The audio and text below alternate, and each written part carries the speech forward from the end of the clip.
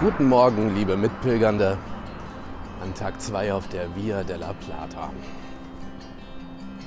Wie immer bin ich der Letzte hier, der hier aufbricht aus dem Alberge. Ich habe gerade meinen Selfie-Stick noch verloren. Aber, wie ich gestern gelernt habe... Good morning, fellow pilgrims. Day 2 on the Via della Plata. I'm always the last one to set off from the albergue.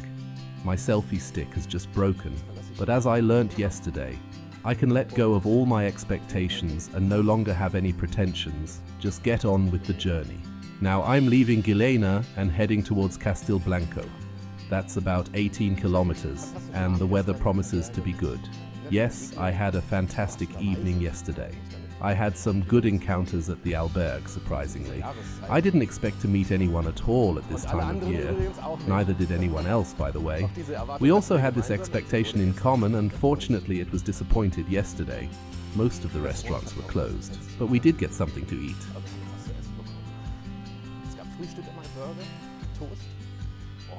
Today we had breakfast in the albergue, toast and coffee. Now I'm going to look for the first arrows and then I'll see you on the way. See you later.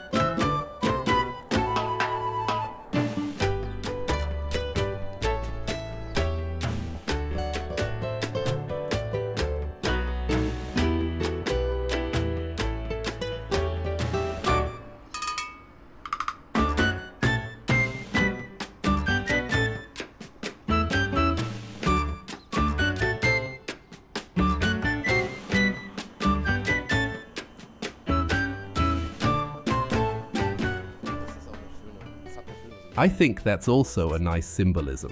I also lost my selfie stick on the 4th day of the Way of St. James at the beginning of the year. It simply broke without any great force. This morning I simply opened the other selfie stick that I had taken with me for this tour, and then the screws popped out and scattered all over the room, as if the path was trying to tell me, selfie stick, this is not about you. Throw your ego overboard and get involved in the journey. No matter how hard you try to push through your ego. Not here. Here you listen to the path. Not compulsively. It's not forced. It just happens. And let yourself be surprised by what happens out of yourself without you intending it. Nicht hier. Hier gleichst du dich dem Weg an. Nicht zwanghaft, das ist kein Zwang. Es geschieht einfach und lass dich überraschen, was passiert.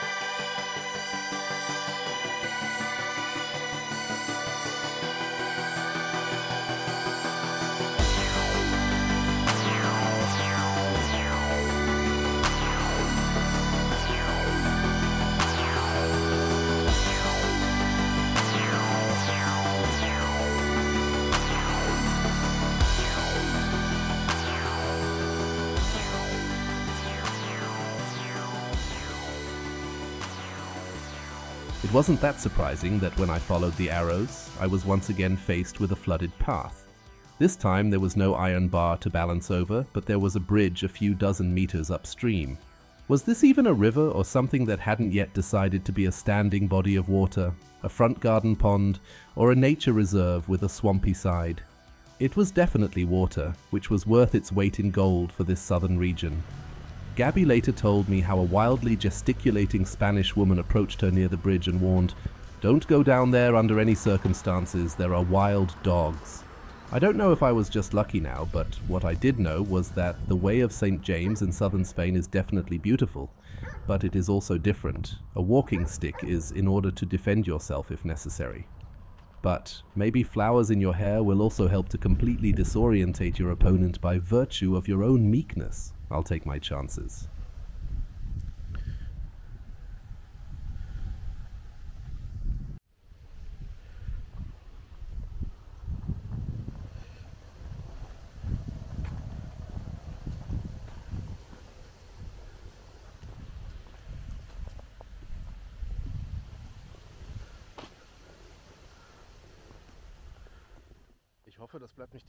I hope it doesn't stay this muddy the whole time, otherwise I'll be 10 centimeters taller tonight with platform soles made of mud.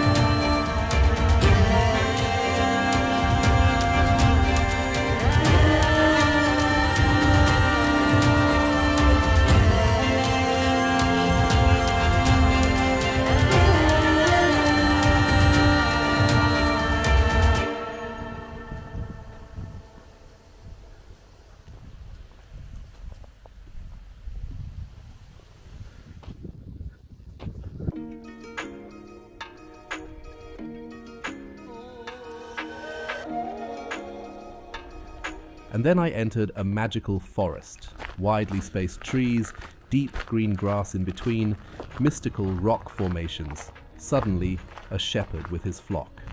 These were impressions that have become deeply ingrained and can hardly be captured on video. Here I entered a different space for the first time on this Way of St. James.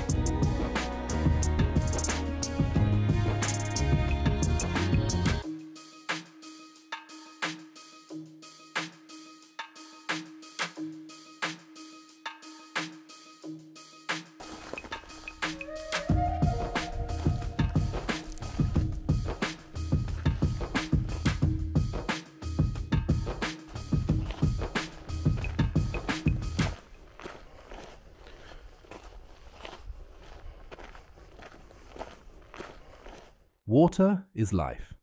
Even in winter, you realize how important a bubbling spring is. Because, as I have already said, there is often no opportunity to go shopping on the stages. There is no village, there is only countryside. And even now, some of the villages have a water shortage. Walking this route, the Via de la Plata, at the height of summer is definitely a challenge. You have to take water with you, because you don't know whether the few pumping stations along the way will work. I would play it safe.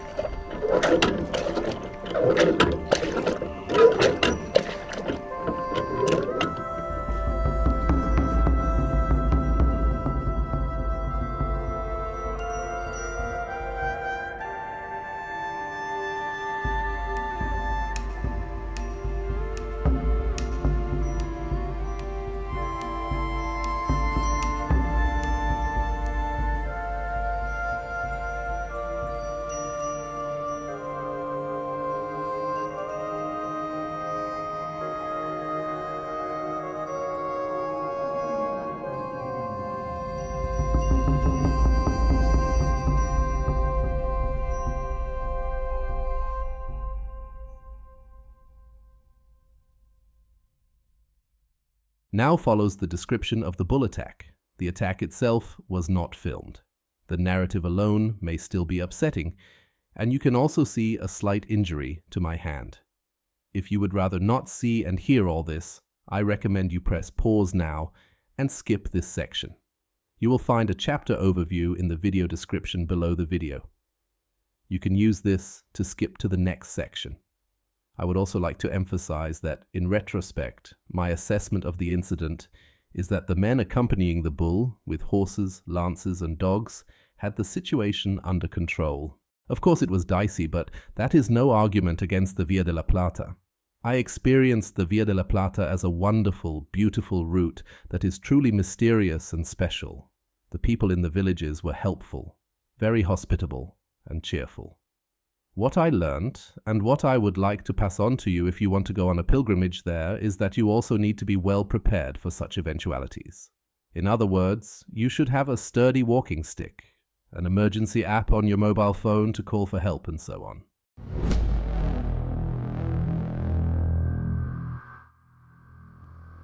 So, there he is, the only photo I have of him.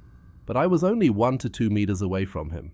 Before that, everything was actually very relaxed. I met 2 Germans, and we had the longest and most profound conversation I've ever had on the Camino.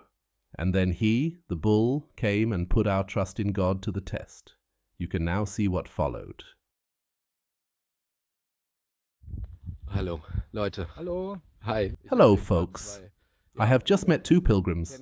They are traveling in the opposite direction. This is Daniel, and this is Sven. Unfortunately, my hand is no longer shaking. We had an encounter that I'd like to tell you about briefly. I suffered my first wounds. Here on the barbed wire, right on the barbed wire. This is the path. A car had just come along with dogs behind it. I think there were two more horses, and a majestic bull was walking between the horses.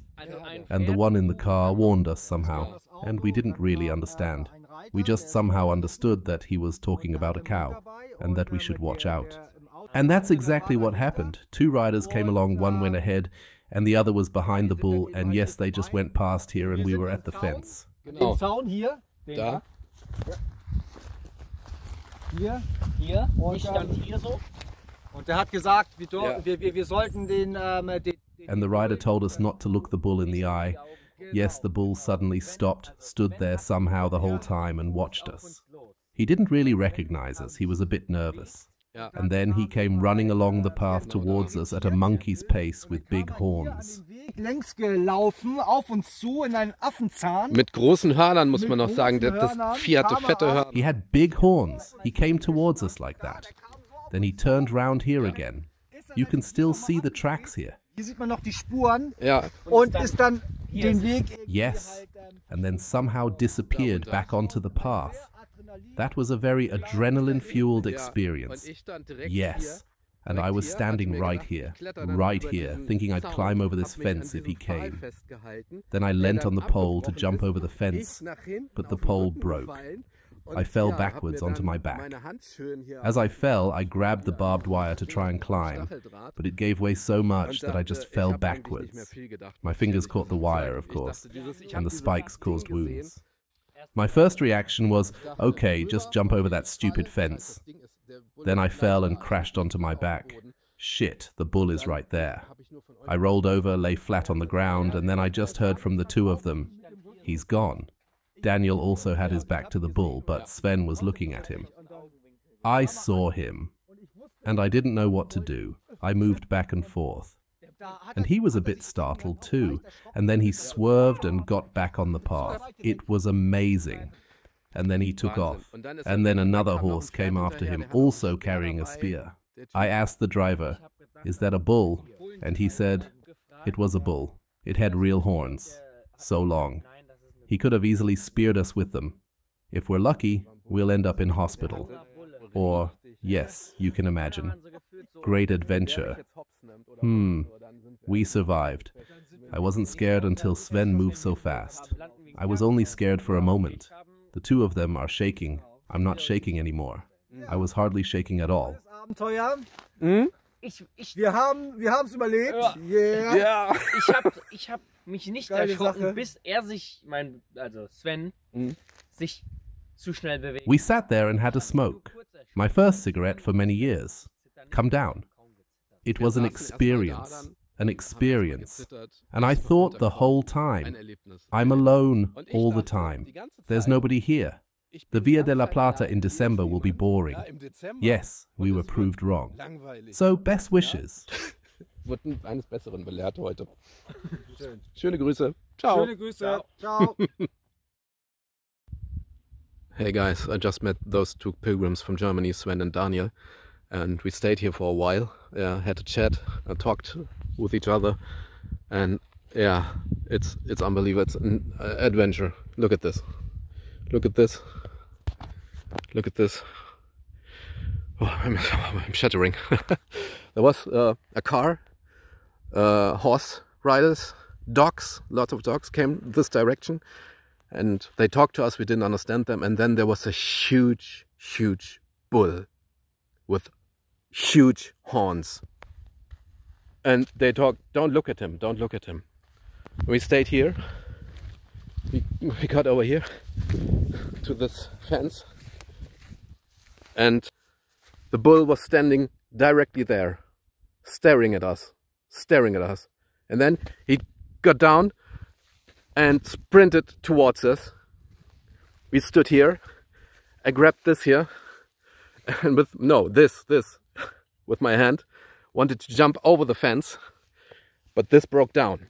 It broke down and I fell on my back, laid here, and I said, okay, this is my last hour. And then one of the guys said, he's gone. 2 meters from here, there you still see it. You still see it. There. He turned and went in this direction. And I thought that was my last hour. I'm sorry, I'm still nervous. That was incredible. Whew. So I thought the tour would be boring. I wouldn't see anyone, but now it's the biggest adventure. I'm sorry. See you. So friedlich hier. I'm still shaking. Yes, I'm still shaking. Just had an encounter with a bull. A big bull with pointy horns. Hat die Begegnung mit einem Bullen gehabt. Einem großen Bullen mit spitzen Hörnern. I thought it would be a quiet tour. But what do we say to the god of death? Not today. Not today. Was sagen wir zum Gott des Todes? Not today. Nicht heute. So, the tension is slowly easing a little. I'm walking along the street, and please forgive me for not having my camera on at the time. I was sitting in a relaxed conversation. I had removed all my bags and simply put my smartphone to one side.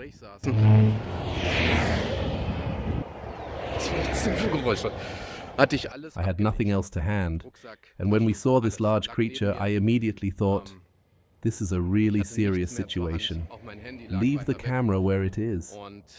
If you grab it now, you might trigger it, and I was just thinking about surviving this situation, which with a bit of luck we managed to do. Was uns ja mit etwas Glück auch gelungen ist.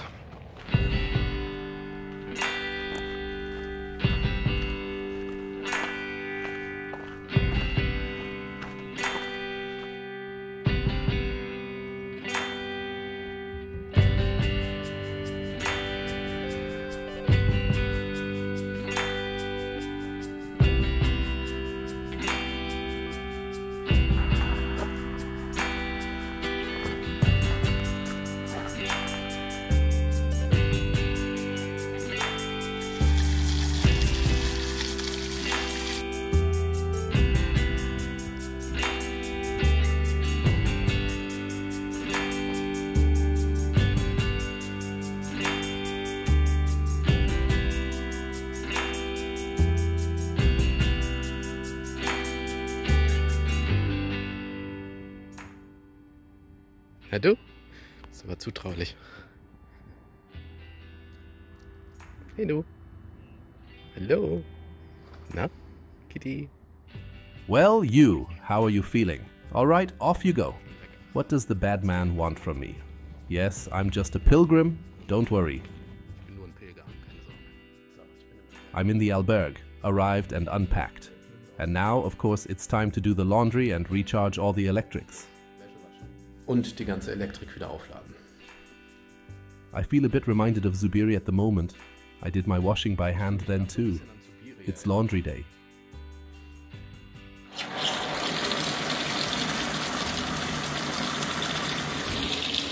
Waschtag ist angesagt.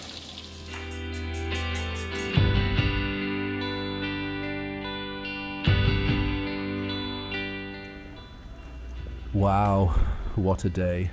But it's not the last surprise. If you're ever traveling along the Via della Plata, visit the Diarte Bodeguita bar in Castilblanco. There was a really good atmosphere, the people were super friendly, interested in our story, and the owner was a singer with the band Belmonte in the 90s, who also toured in Germany. We felt like we were in really good hands. He then wanted to sell me a nearby finca, but I declined with thanks, as we wanted to continue our journey.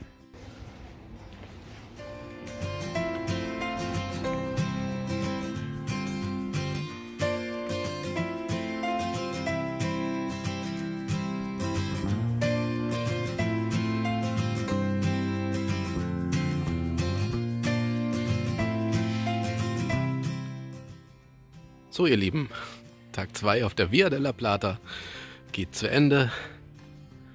Das ist das Alberge.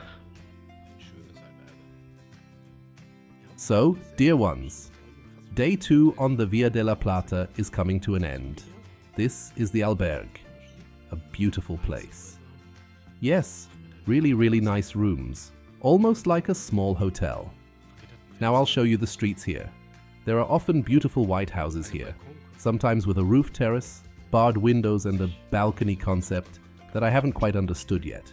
You can't even put a chair there, they're so narrow. But hey, the main thing is to have something that somehow protrudes over the street. It doesn't matter whether you use it or not, as long as it's just there. It characterizes the cityscape. The orange trees also characterize the image. And every now and then I see a sign like this here that keeps me on the road. I actually see them more often than I would have thought. Very often there are also small steles with the symbol on them at junctions to make sure you don't stray from the path. And that makes me happy. Here in front of the church I found a bench where I sat down. I don't want my hand to tremble and shake this time while I tell you about the day. Yes, I should have known. I'm on the road again and my selfie stick breaks. Today was more intense than I could have imagined or wished for. As I talked about yesterday, expectations are the first thing that have to be thrown overboard so that you can get involved in the journey. I managed to do that today for the most part. I walked through Guillena, right at the start, and along a road, then through mud. That wasn't so nice. At first I followed the arrows, but then I couldn't get any further because the path was flooded. I wasn't happy at first, but then I just kept going. And then I had another negative thought. Now it's just the olive trees and it's going to be boring. No nice visual impressions. But that changed.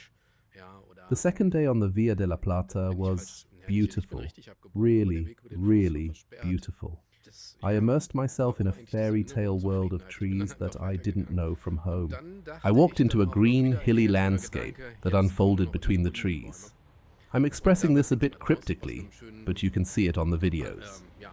There was a shepherd leading his sheep between all the trees, and then I even saw some pilgrims, who I had also met the day before in the albergue. And then there was a ruin somewhere in a field. Later I had another nice encounter with two Germans who were traveling in the opposite direction, and I heard that they spoke German. And then I just spoke to them, and we had a long chat about this and that. And we had a really, really good and pleasant conversation about really profound topics, which you get into relatively quickly here on the Camino. That's the beauty of the Camino. And yes, and we enjoyed the time so much and also lost track of time. We had put all our bags down. My rucksack was there, my bag was there, my mobile phone was somewhere else. I had nothing to hand for the situation that arose. Suddenly a car pulled up next to us and rolled down the window.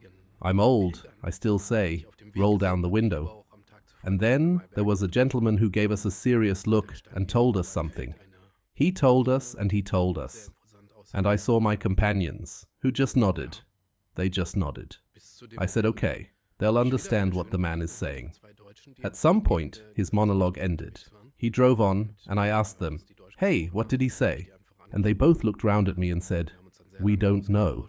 We didn't understand that. Oh, that's great. Okay. One of them then said, there's something about horses and we should stand by the fence.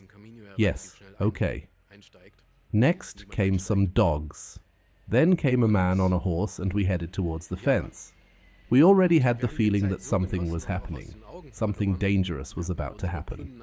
We left the bags lying around or somehow threw them into the bushes. And then we went to the fence and stood right next to the fence, and I thought to myself, okay, something dangerous is happening now, and my plan was, if it gets too risky and I can't protect myself, I'll climb over the fence. That was the thought I had in my head. I didn't know what would happen. The next moment a bull came, a single bull, a young bull with horns, sharp horns. He was walking and he saw us. And then one of the escorts said, don't look them in the eye, turn round. So I turned round. I then looked over my shoulder and saw this bull stop and fixate on us. I turned round again, then I heard him coming now. I turned round again and saw this bull running towards us. You can imagine it. Head bent forwards, horns forward, and then off he went. He sprinted forwards, straight towards us. Okay. I grabbed the fence post, pushed off, stepped onto the first wire. It was a wire fence, and I pushed myself upwards. And at that moment, the fence post broke in the middle and tipped backwards to my side, away from me. I saw at that moment that the barbed wire remained on the level. It didn't tip backwards with me. I heard the stamping hooves, and then grabbed the barbed wire with both hands, and the barbed wire dug into my hands and gave way to my side. I couldn't develop any pressure on my feet to push myself upwards. I could only fall backwards and then fell onto my back, thinking at every moment, something is about to happen. I'll just lie flat on the floor now. And then I heard next to me, very quietly, he's turning off, he's going on his way. I looked to the side and saw this bull, 1.5 to 2 meters in front of us, apparently change direction and run back onto the path. Behind him, a man on a horse with a long lance was directing him, and presumably he also reacted to the noises. He had probably also reacted to the commands he heard, and I just thought, okay, that was luck. You're then somehow in a different area of attention for a short time. I don't want to say that you only react. You also think a lot, you perceive a lot, and think a lot in such a moment. I've also seen myself in hospital in those few seconds. I've seen myself in hospital with an impaled side, or at least with wounds that prevent me from moving on. Yes. The only thought was really just that. So the only thought was, lie down, flat on the floor, protect your head somehow, so that he loses interest. I don't know if that would have been the right thing to do, but yes. After that, we sat down again and talked. We didn't talk, we just sat there. We were shaking a bit and said, come down now, come down first, come down first. And then one of the people I met reached for a packet of cigarettes and handed me a cigarette. And then we had a smoke. I don't normally smoke. Yes, things like that don't really seem to happen. And I'm glad I got through it. I met a man in the bar tonight who used to sing in a band that was famous in the 90s. We had a few beers there. He told me that the route tomorrow shouldn't be without danger either, because there are a lot of hunters out there right now. They're always out and about in the undergrowth, hunting animals and then shooting at them. But we shouldn't worry. They are very considerate of hikers. But it's supposed to rain heavily tomorrow, so maybe the hunters will stay at home and we'll be traveling a bit unconventionally. Maybe we'll cut short the first part of the route in a taxi tomorrow. I don't see it so doggedly now because I'm not going to finish the route anyway. And yes, we'll see what happens tomorrow. What a day. What a day. On the Via della Plata. It can only get better, right? Or different. Or whatever. In any case, thank you for watching. And I'll see you tomorrow on day 3. And yes, if you're on YouTube, subscribe. Press the button, press any buttons here under the video. Then you'll be happy. And I apologize that I didn't have it all on tape, because I saw that it was a really serious situation and I couldn't really think about filming now. And I also had a voice in my head saying, leave that damn camera where it is. Now you get to safety and everything else is unimportant with the camera. Who knows? Maybe I would have triggered the bull. Sorry, you'll have to live with my story. Yes, I would have liked to have made a video. Maybe next time, when the next bull comes, then I'll already have experience. I'm already used to it, I know the situation. Then I'll get the drone out, film the whole thing in 3D, and then you can watch it really cool. Yes, maybe I really will do that. No, maybe not. Anyway, see you then. Buen camino.